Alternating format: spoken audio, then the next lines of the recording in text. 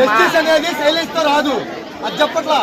విషయం క్లారిటీగా కమ్యూనికేట్ అవటం సైలెంట్ గా అవ్వాలి. కానీ కమ్యూనికేట్ అనేది చాలా మంది తెలిసిపోయింది, మినిస్టర్ దగ్గరికి వెళ్ళిపోయింది, మీడియా ద్వారా స్ప్రెడ్ అయింది, పోలీసులు ఎటువంటి ఆధారాలు లేవు, ఇంకోటి ఏం లేదని చెప్తున్నారు. అది ఉందా లేదా